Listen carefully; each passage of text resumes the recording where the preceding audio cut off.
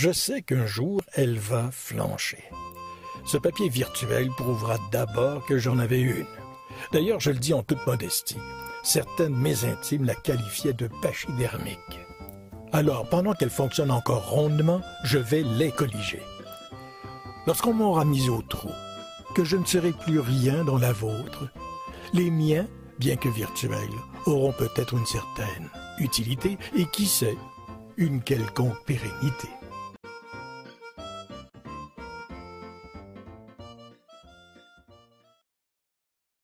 Oh, je vous entends déjà, vous, Facebooker, YouTuber de ce monde, avides de potins artistiques et d'anecdotes politico-mafieuses, plus ou moins scabreuses, je vous entends me dire, va-t-il nous faire brailler encore longtemps avec son enfance mélodramatique, genre photoroman italien du siècle dernier? Eh bien, webeux pressé, prenez votre mal en patience, car j'en ai au moins pour 3 ou 4 chapitres vidéographiques, sinon davantage, avant d'en venir aux fragments professionnels de ma modeste carrière. Si tant est, j'ai toujours aimé cette tournure de phrase, si tant est que je puisse parler d'une carrière.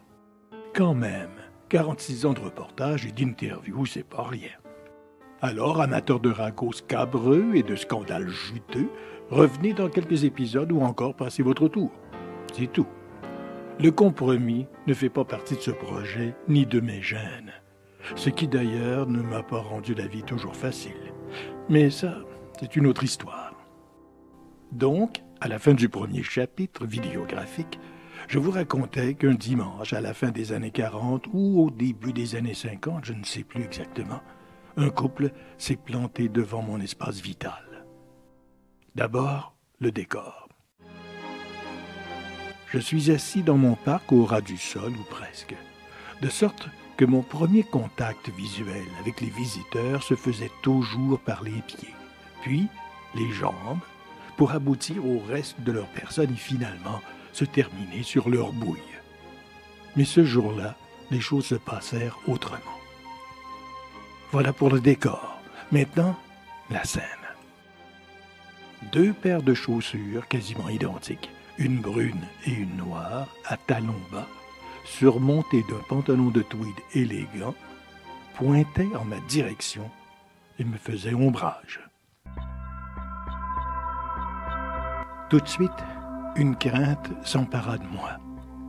Qu'est-ce que 2 hommes venaient faire un dimanche après-midi dans une crèche, si ce n'est m'en sortir pour me conduire dans un autre orphelinat, les bonnes sœurs en ayant assez du plus vieux de leurs canards, qui ne trouvaient jamais preneur. Mais 2 hommes au temps de Duplessis ne pouvaient même pas imaginer vivre ouvertement ensemble, et encore moins songer à adopter un enfant. Cette crainte surmontée, comment? Je n'en sais trop rien. J'ai donc eu la bonne idée de lever la tête. C'est là que nos regards se sont croisés pour la première fois. Une jolie femme, souriante, début quarantaine, avec des yeux bleus d'une douceur infinie, me dévisageait avec tendresse. De toute évidence, mon charme, qui allait devenir légendaire plusieurs années plus tard, mon charme opérait. J'étais pas mal en ce temps-là. Alors, faire le beau pouvait changer ma vie du jour au lendemain. Tous les enfants des crèches savaient d'instinct se pavaner. La dame s'est accroupie tout en s'agrippant à la rampe de mon enclos. Qu'est-ce qu'elle sentait bon contrairement à d'autres visiteuses. Son compagnon, lui, une moue au visage, se tenait en retrait. Une statue, celui-là, je vous dis. C'est lui, François. Il nous attendait. Voyons, Annette, tu vois bien que c'est une fille. On s'était entendu pour choisir un gars. Pas une copie de Shirley Temple. Mais regarde-le, c'est un garçon, François. Il s'appelle Clément, madame, monsieur, de dire une voix douce venant de derrière l'homme qui sursauta. Une religieuse, costaude et très grande, s'approcha à son tour de mon espace vital et s'installa elle aussi à côté de la belle dame. Il s'appelle Joseph Évariste Clément. Joseph comme tous les petits garçons, Évariste parce qu'il est né le jour de l'anniversaire de ce saint, et Clément parce qu'ici, il y a tellement de naissances que nous devons procéder par lettre alphabétique pour baptiser les enfants.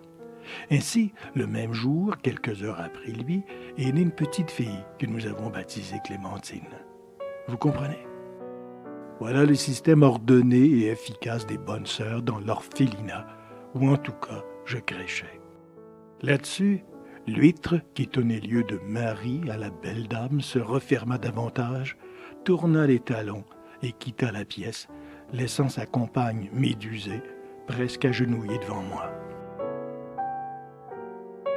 La future maman adoptive s'approcha davantage de moi et me dit doucement « Je t'aime déjà, mon petit bonhomme, et je vais te sortir d'ici, crois-moi. » La dame se leva, serra la main de la religieuse, se tourna vers moi, me sourit à nouveau et sortit de la salle.